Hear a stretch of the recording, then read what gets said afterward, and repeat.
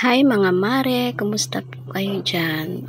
For today's video ay tuturo ko sa inyo kung paano gumawa ng puto flan na hindi po kayo papalpak. Sure po ito mga Mars na kapag sinunod nyo itong recipe natin ay hindi kayo papalpak. Unang-una syempre ay gagawa muna tayo ng flan mixture. Gumamit lang po ako dito ng 5 pirasong whole egg. Bali, large po yung itlog na ginamit ko. Pagkatapos ay nilagyan ko ng 1 cup ng evaporated milk at 1 lata ng ubi condensed milk. Yan lang po yung mga sangkap natin. Tapos, i-mix po natin ng dahan-dahan. Make sure po na dahan-dahan lang yung pag-mix. At ito po ang sikreto para hindi siya mapalpak yung ating flan. Naglagay ako ng 2 tablespoon ng cornstarch at 1/4 teaspoon ng asin pambalanse po ng lasa. Optional lang po ito. Kung nakukulangan kayo sa kulay, ay pwede nyong dagdagan ng ubi flavoring. Ako po medyo nakulangan po kasi ako kaya nilagyan ko siya ng ubi flavor. Kung wala po kayo nito ay okay lang po kasi malasa na rin ang ating ubi flan. So, ang pinakasikreto nito para hindi siya ma-overmix ay sasalain natin ito ng 3 beses o higit pa. Ganyan po talaga ang paggagawa ng leche flan. Dapat sinasala nyo ng mahigit sa 3 beses para sure kayo na smooth po yung kalalabasan ng inyong flan. Bago po natin ito ilagay sa mga molder, make sure po na nag-grease natin ng oil yung ating mga puto molder para hindi po didikit yung ating flan sa ilalim. Hindi tayo mahirapan sa pagtanggal once na naluto na natin ito. Sa paglalagay naman po ng flan mixture, depende po sa inyo. Since pangkain lang naman namin ito, ay kalahati po ng molder yung nilagay ko sa bawat puto molder.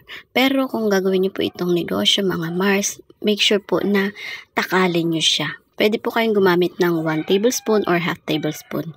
Bali, ang molder ko po dito is medium size po. Pero nasa inyo, pwede po siya sa large molder. Tapos, i-steam po natin ito ng 15 minutes sa low heat lang po. Yan. So, habang ini-steam natin yung ating flan, ay gagawa naman tayo ng puto mixture. Napakadali lang din itong gawin. Pagsamasamahin muna yung mga dry ingredients. Bali, ilalagay ko na lang po sa screen yung complete na sukat po nito para masundan nyo po. So, ayan. Pagkatas na ma-mix ang dry ingredients, isunod na yung wet ingredients, mga Mars. Sa paglalagay po ng tubig ay huwag nyo pong bibiglain ang paglalagay kasi iba-iba po ang texture ng harina. May malakas sa tubig, meron naman pong hindi. So, kailangan dahan-dahan lang po sa pagbuhos ng tubig hanggang sa maano na natin yung tamang consistency. Sa pagmimix naman nito ay wag nating i-overmix ito mga Mars para sure po na maging fluffy pa rin ang ating puto. Ayan. Much better po talaga na sinasala natin ang ating puto batter para maalis po ang mga buo-buo at yung mga ingredients na hindi natunaw. At makakatiyak din tayo na magiging smooth ang outcome ng ating puto. Ganitong consistency po mga Mars ang kailangan natin. Hindi siya runny at hindi naman siya sobrang lapot. So, after 15 minutes, luto na ang ating flan. Tingnan nyo naman, napakaganda ng pagkakaluto. Then, ilalagay na natin ang ating puto batter.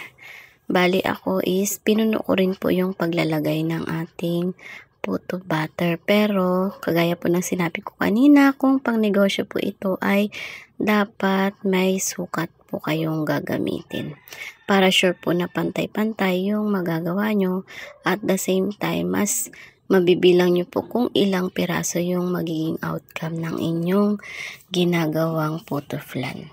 Ito naman po ay i-steam lamang natin ng 12 minutes sa medium to low heat po ang ating apoy.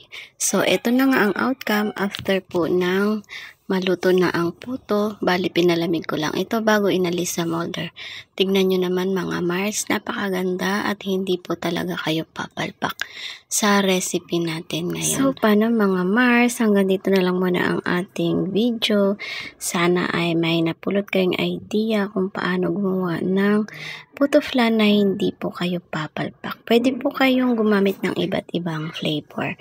Pwede po yung classic, pwede po yung pandan flavor. Nasa inyo na po yun kung paano nyo ito gagawin. Basta sundin nyo lang po yung sukat na binigay ko at sure po ako na hindi po kayo papalpak.